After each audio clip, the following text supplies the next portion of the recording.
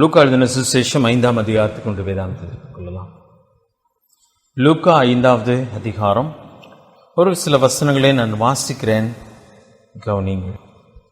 பின்பு அவர் கெனசரேத்து கடல் அருகே நின்றபோது திரளான ஜனங்கள் தெய்வ வசனத்தை கேட்கும்படி அவரிடத்தில் நெருங்கினார்கள். அப்பொழுது கடற்கரையில் நின்ற 2 படகுகளை கண்டார். மீன் பிடிக்கிறவர்கள் அவைகளை விட்டிறங்கி வலைகளை அலசி கொண்டிருந்தார்கள். அப்பொழுது அந்த படகுகளில் ஒன்றில் ஏறினார். அது சீமோனுடையதாயிருந்தது. அதை கரையிலிருந்து சற்றே தள்ளும்படி அவனை கேட்டுக்கொண்டு அந்த படகில் உட்கார்ந்து ஜனங்களுக்கு போதகம் பண்ணினார். அவர் போதகம் பண்ணி முடித்த பின்பு சீமோனை நோக்கி, ஆழத்திலே தள்ளி கொண்டு போய் மீன் பிடிக்கும்படி உங்கள் வலைகளை போடுங்கள் என்றார்.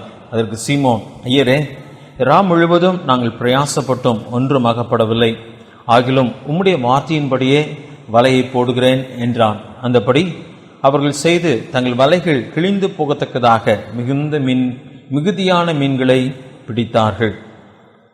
இந்த பகுதியில் 2 காரியங்களை பார்த்து முடிக்கலாம் சொல்லி விரும்புகிறேன். ஒன்று, ஆண்டவர் யாரை பயன்படுத்துகிறார், யாரிடத்திலே அவர் தம்முடைய பணியை செய்யும்படியாக ஒரு வகையில் உதவி கேட்கிறார் என்பதை பற்றியும், 2வது காரியம், கீழ்ப்படியும் பொழுது தேவன் அதற்கான பலனை கொடுக்கிறார் என்பதை பற்றியும் பார்த்து முடிக்கலாம் சொல்லி விரும்புகிறேன். கெனசரேத்து கடற்கரைக்கே ஆண்டவர் வருகிறார். இங்கே வரும்பொழுது திரளான ஜனங்கள் தெய்வ வசனத்தை கேட்கும்படி அவரிடத்தில் நெருங்கினார்கள். எப்பொழுதுமே இயேசு கிறிஸ்து வரும்பொழுது அநேக ஜனங்கள் அவருடைய வசனத்தை கேட்கும்படியாக வருகிறார்கள். இது அன்றைக்கு மட்டுமல்ல, இன்றைக்கும் அது உண்மையான ஒரு காரியம். நம்முடைய நாட்டை பொறுத்தவரையில் தேவனுடைய வசனத்தை கேட்க மக்கள் விரும்புகிறார்கள், ஏற்றுக்கொள்கிறார்கள் என்பது அடுத்த விஷயம். ஆனால் இன்றைக்கு தேவனுடைய வசனத்தை கேட்க விரும்புகிற மக்கள் உண்டு. அதனால தான் ஆண்டவர் போய் பிரசங்கியுங்கள் என்று சொல்லுகிறார். கேட்கிற மக்கள் உண்டு. கேட்காதவர்களே நாம் பார்க்க ஆரம்பிக்கும் பொழுது அந்நேரத்திலே அந்த ஊழியத்தை செய்கிறதிலே நாம் சோர்ந்து போகிறோம். ஆனால் கேட்கிற மக்களே நம்மால் கவனிக்க முடியும் என்று சொன்னால் நிச்சயமாக அந்த ஊழியத்தை நம்மால் தொடர்ந்து செய்ய முடியும். நிறைய பேர் இருக்கிறார்கள். ஆண்டவர் வசனத்தை பிரசங்கிக்கும் பொழுது அங்கே அநேக ஜனங்கள் அங்கே இருக்கிறார்கள். நெருங்கினார்கள் என்று சொல்லி திரளான ஜனங்கள் தெய்வ வசனத்தை கேட்கும்படி அவரிடத்தில் நெருங்கினார்கள். அப்படியான ஆண்டவரிடத்தில் வசனத்தை கேட்க அவர்கள் விரும்பினார்கள். அதில் சந்தேகமே இல்லை. அப்படிப்பட்ட சூழ்நிலையிலே ஆண்டவர் ஒரு படகை கேட்கிறார். 2ஆம் வசனத்தில் பார்க்கும் பொழுது 2 படகுகள் அங்கே நிற்கிறது, ஓய்வாக நிற்கிறது, எந்த வேலையும் செய்யவில்லை. ஒருவேளை அந்த பணியெல்லாம் முடித்து விட்டு திரும்பி வந்த படகுகள். அங்கே மீன் பிடிக்கிறவர்கள் பார்க்கும் பொழுது வலைகளை அலசி கொண்டிருக்கிறார்கள். அவர்களிடத்துல தான் அந்த ஒரு படகில் அவர் ஏறுகிறார். ஏறியதுன்னு மட்டுமல்ல, அது சீமோனுடையதாக இருந்தது என்பதை அவர் அறிந்திருந்தார். அந்த படகை சற்றே உள்ளே தள்ளும்படியாக சொல்கிறார். நினைக்கிறேன் கடற்கரையில் நிறைய ஜனங்கள் நின்றதுனால அவர்களுக்கு பேசுவதற்கு வசதியாக படகு கொஞ்சம் தண்ணீருக்குள்ளே தள்ள சொல்லுகிறார். ஜனங்களுக்கும் அவருக்கும் சற்று இடைவெளி உண்டாகத்தக்கதாக அதை செய்ய சொல்லுகிறார். யாரிடத்திலே யாருடைய படகை கேட்டார் என்று சொல்லி பார்க்கும் பொழுது சீமோனுடைய படகை ஆண்டவர் கேட்கிறார். இதுக்கு முந்தின அதிகாரத்திலே பார்க்கும் பொழுது இந்த இயேசு கிறிஸ்து அவன் அனுபவித்த ஒரு மனுஷன். என்ன அனுபவித்தான்? முந்தின அதிகாரத்தில் பேதுனுடைய மாமி ஆண்டவர் சுகப்படுத்துகிறார். ஜெபாலயத்தில் அவர் பேசி முடித்துவிட்டு திரும்பி வருகிற வழியில ஆண்டவர் அங்கே பேதுனுடைய வீட்டிற்கு அவர் போகிறார். அங்கே கவனித்து பார்க்கும் பொழுது சீமோன் அவரை கூட்டிக் கொண்டு போனதாக சொல்லவில்லை. 38ஆம் வசனத்தில் பார்க்கும் பொழுது, பின்பு அவர் ஜெபாலயத்தை விட்டு புறப்பட்டு சீமோன் வீட்டில் பிரவேசித்தார். சீமோனுடைய மாமி அங்கே கடும் ஜுரமாக இருந்தார்கள். ஆண்டவர் அவனை சுகப்படுத்துகிறவராக இருக்கிறார். அப்படின்னா இயேசு கிறிஸ்துவை ஏற்கனவே அனுபவித்த ஒரு மனிதன், இயேசு கிறிஸ்துவை பற்றி தெரிந்த ஒரு மனுஷன், இயேசு கிறிஸ்துவிலிருந்து நன்மையை பெற்றிருக்கிற ஒரு மனுஷன். அவனிடத்துல தான் என்ன கேட்கிறான், அவன் படகு கொஞ்சம் உள்ளுக்கு தள்ளு, நான் உன் படகுல உட்கார்ந்து பிரசங்கிக்க வேண்டும் என்று சொல்லி ஆண்டவர் அது தன்னை ஜனங்களுக்கு அறிமுகப்படுத்துகிறவராக இருக்கிறார். அறிமுகப்படுத்துகிறதல்ல, தன்னை இங்கே வெளிப்படுத்தி தன்னுடைய நன்மையை ஜனங்களை அனுபவிக்க செய்து தனக்கு அவர்கள் இடம் கொடுக்க வேண்டும் சொல்லி விரும்புகிறான். இது என்னுடைய வாழ்க்கையில் உங்களுடைய வாழ்க்கையில் கொஞ்சம் நாம் யோசித்து பார்க்கும் பொழுது நிச்சயமாக யாரை நாம் அனுபவித்திருக்கிறோம்? நம்முடைய ஆண்டவரை. ஆண்டவர் நம்முடைய வாழ்க்கையின் எல்லைகளிலே எத்தனையோ நன்மைகளை செய்திருக்கிறார். நம்முடைய ஆரம்ப நாட்களை நீங்கள் யோசித்து பார்ப்பீர்கள் என்று சொன்னால், இந்த இயேசு கிறிஸ்துவிடத்திலே வந்ததினாலே அவருக்கு நம்முடைய வாழ்க்கையை முழுமையை ஒப்புக் கொடுப்பதற்கு முன்பதாகவே இயேசு கிறிஸ்துவை நானும் நீங்களும் அனுபவித்த அனுபவம் நமக்கு இருக்கலாம். ஆண்டவர் தன்னுடைய நன்மையை நமக்கு கொடுக்கிறார். உண்மைதான், நாம் கேட்காமல் இருக்கும் பொழுதே நமக்காக சிலுவையிலே மரித்தார். அதெல்லாம் ஒரு காரியம்.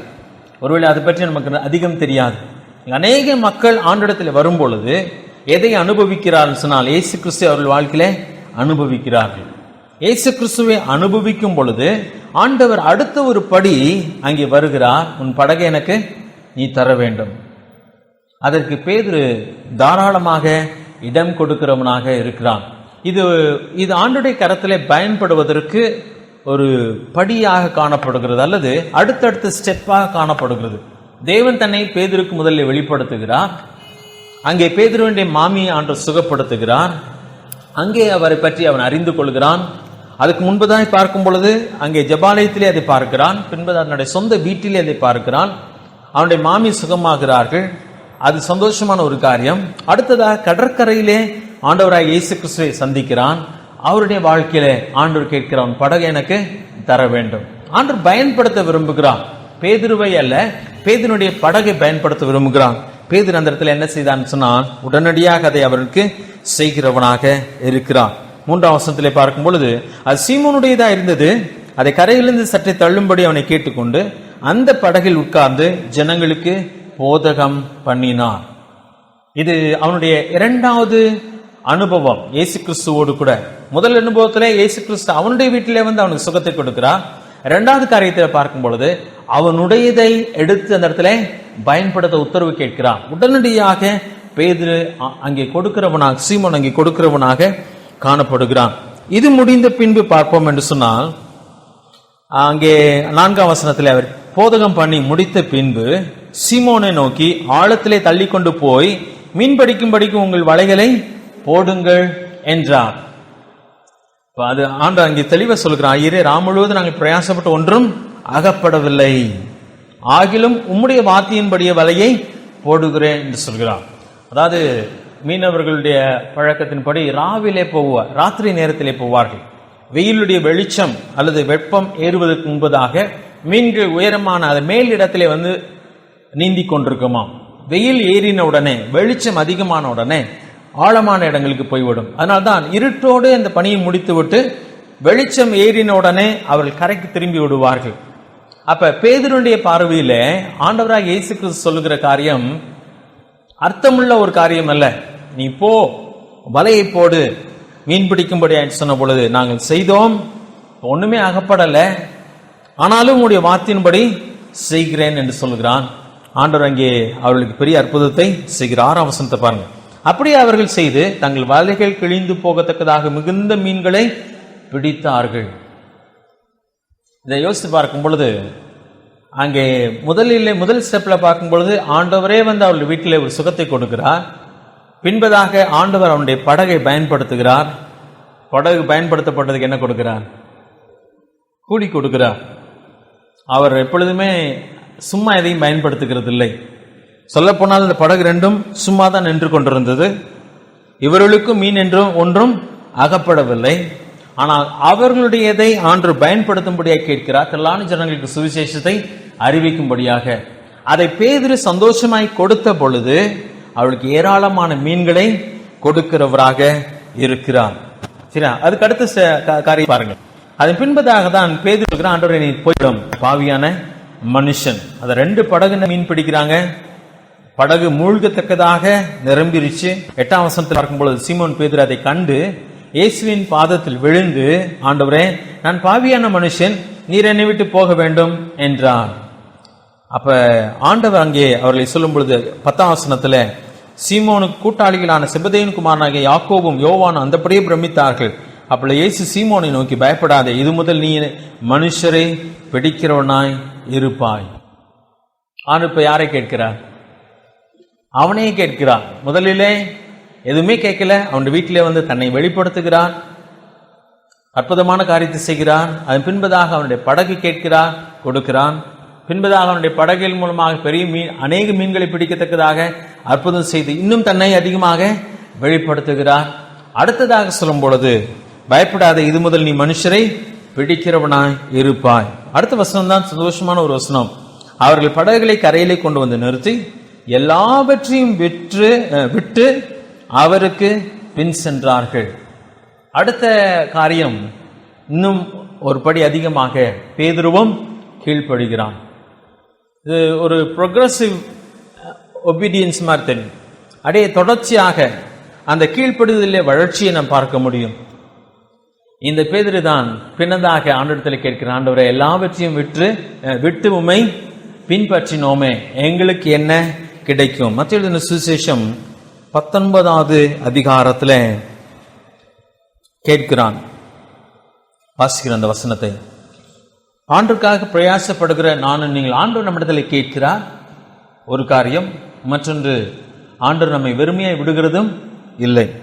27ஆம் வசனம், மத்திய 19:27. அப்பொழுது பேதுரு அவரை நோக்கி, இதோ நாங்கள் எல்லாவற்றையும் விட்டு உம்மை பின்பற்றினோமே, எங்களுக்கு என்ன கிடைக்கும் என்றான். அதற்கு இயேசு, மறு ஜென்ம காலத்திலே மனுஷகுமாரன் தம்முடைய மகிமையுள்ள சிங்காசனத்தின் மேல் வீற்றிருக்கும் போது என்னை பின்பற்றின நீங்களும் இஸ்ரவேலின் 12 கோத்திரங்களையும் நியாயத்தீர்க்கிறவர்களாக 12 சிங்காசனங்களின் மேல் வீற்றிருப்பீர்கள் என்று மெய்யாக உங்களுக்கு சொல்லுகிறேன். ஆண்டவர் அற்புதமான ஒரு காரியத்தை சொல்கிறார். அவ்வளவு பெரிய ஆசீர்வாதத்துக்காக அழைக்கிறார். முதல்ல பேதுருவின் வீட்டிலே ஆண்டவர் தன்னை வெளிப்படுத்துகிறார். அங்கே எதுவுமே கேட்டது போல தெரியவில்லை. ஆனால் மாமி எழுந்து பணிவிடை செய்தால் சொல்லி பார்க்கிறோம். அதன் பின்பதாக பேதுருவிடத்தில் வந்து படகத்தான் சொல்லி கேட்கிறார். 11 படகை அவன் கொடுக்கிறான்.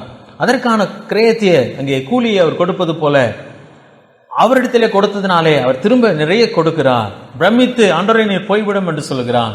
இல்லை பேதுரு, நீ எனக்கு வேண்டும், உன்னை நான் மனுஷன் பிடிக்கிறவனாக மாற்றுவேன் சொல்கிறான். எல்லாவற்றையும் விட்டு இயேசுவை பின்பற்றுகிறான்.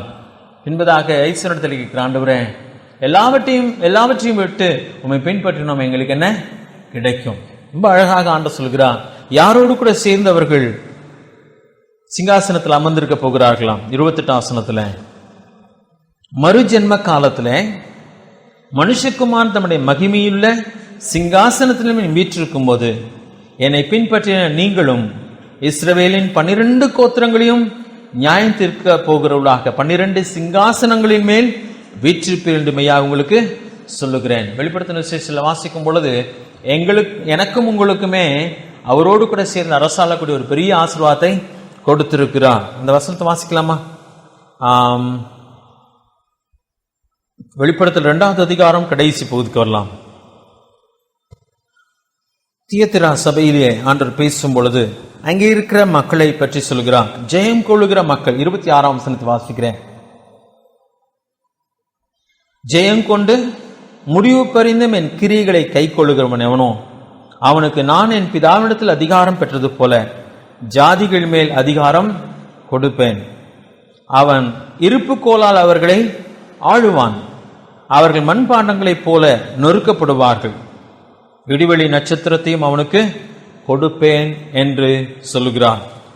அதே 5வது அதிகாரத்துக்கு வரும் பொழுது தேவனுடைய பிள்ளைகள் பாடுகிற பாட்டிலே அவரோடு கூட நாங்கள் அரசாளுவோம் என்று சொல்லி பாடுகிறார்கள். 5வது அதிகாரம் 10ஆம் வசனத்திலே பார்க்கும் பொழுது, எங்கள் தேவனுக்கு முன்பாக எங்களை ராஜாக்களும் ஆசாரியர்களும் ஆக்கினீர், நாங்கள் பூமியிலே அரசாளுவோம் என்று புதிய பாட்டை பாடினார்கள். எவ்வளவு அற்புதமான ஒரு ஆசீர்வாதம்! தேவன் என்னை உங்களையும் அழைக்கிறார். முதலாவதாக அவர் தன்னை வெளிப்படுத்துகிறார் யார் என்று சொல்லி. அடுத்ததாக சில வேளையில் நம்மிடத்தில் உள்ளதை கேட்கிறார். என்னிடத்திலே தான் என்று சொல்லி.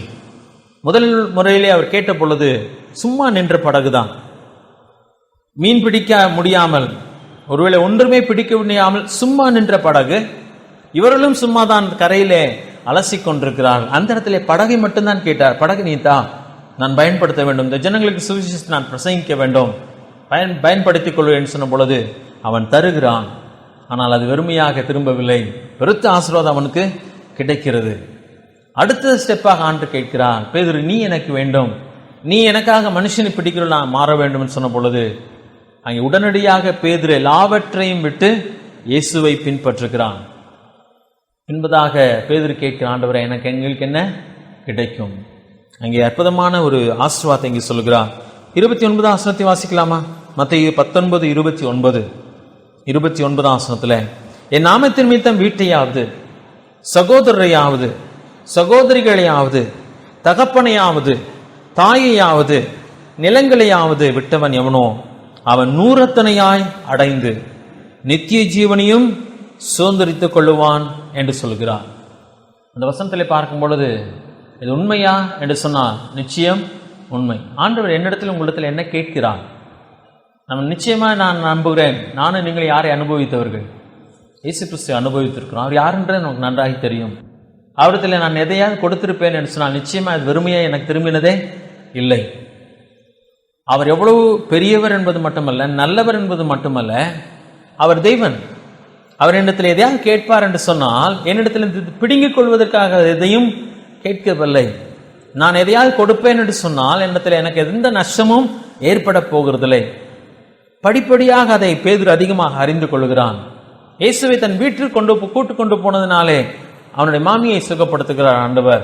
பின்பு தன் படகை கொடுத்தபடியினாலே ஏராளமான மீன்களை அவன் பெற்றுக்கொள்கிறான். ஆண்டு கேட்கிறார், நீயே எனக்கு வேணுமே பேதுரு அப்படி சொன்ன பொழுது எல்லாவற்றையும் விட்டு இயேசுவை பின்பற்றுகிறான். நிச்சயமாய் பேதுருவிடத்தில் இன்றைக்கு போய் கேட்டால் இதற்கு மேலே என்னிடத்தில் என்ன இருந்திருந்தாலும் நான் அதை கொடுத்திருப்பேன்.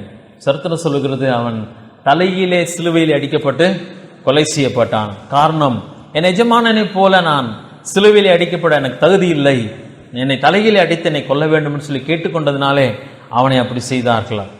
அப்படியானால் அவருக்காக எல்லாவற்றையும் கொடுக்க அவன் ஆயத்தமாக இருந்தான். ஆண்டவர் யோவான் 21ஆம் அதிகாரத்தில் வாசிக்கும் பொழுது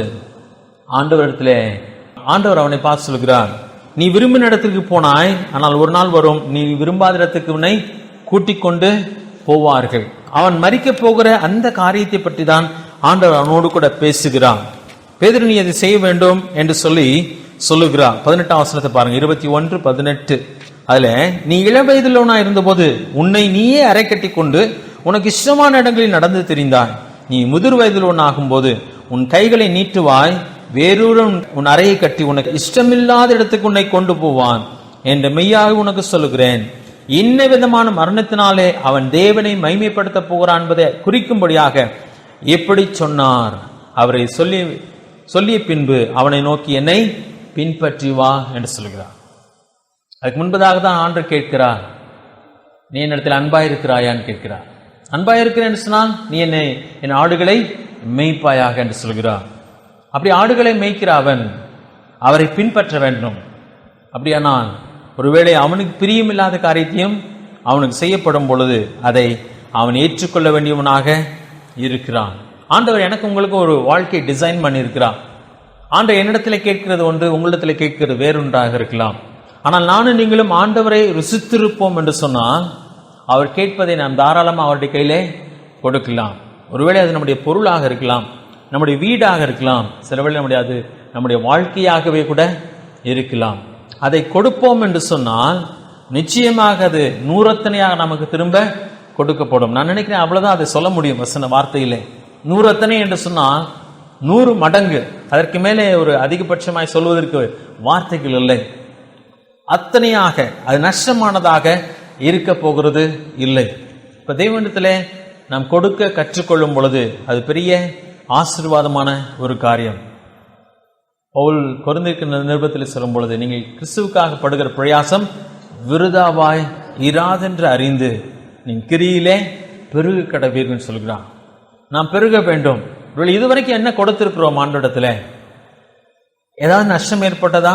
இப்பொழுது ஆண்டவர் என்ன கேட்கிறார் நம்மிடத்துல, அதை நாம் அவருக்கு கொடுப்போம் என்று சொன்னால் நிச்சயமா அதில் பெருத்த ஆசீர்வாதம் உண்டு. அதில் நாம் வளர வேண்டும், அதிகமாக போக வேண்டும். ஆண்டவரே, நீ என்னிடத்தில் என்ன எதிர்பார்க்கிறீர்? நான் என்ன கொடுக்க வேண்டும்? நான் எதை செய்ய வேண்டும்? அநேக நேரத்தில் நான் பயப்படுகிற ஒரு காரியம் என்னோடு சொன்னால், நான் கொடுத்தால் அது நஷ்டமாக போகுமோ என்று சொல்லி. ஆனால் பேதுரு அதை கற்றுக்கொள்கிறவனாக இந்த பகுதியிலே காணப்படுகிறான். ஆண்டவர் கேட்கிறான், அவன் கொடுக்கிறான். அதனாலே அவனுக்கு பெருத்த ஆசீர்வாதம் அங்கே காணப்படுகிறது. ஆண்டவரிடத்தில் என்ன கேட்கிறான் என்பதை மட்டும் ஆண்டவருடைய சமூகத்தில் நாம் கேட்டு, ஆண்டவரே, நீ கேட்கிறதை நான் தைரியமாய் கொடுக்க எனக்கு பலம் தாரும் என்று சொல்லி கேட்டால் நிச்சயமாக தேவன் நம்மை ஆசீர்வதிப்பார். தேவன் தாம் இந்த வார்த்தைகளை ஆசீர்வதிப்பாராக. ஜெபம் செய்வோம். எங்களை நேசிக்க நல்ல ஆண்டவரே, இந்த வார்த்தைகளுக்காக நடிச்சுக்கிறோம்.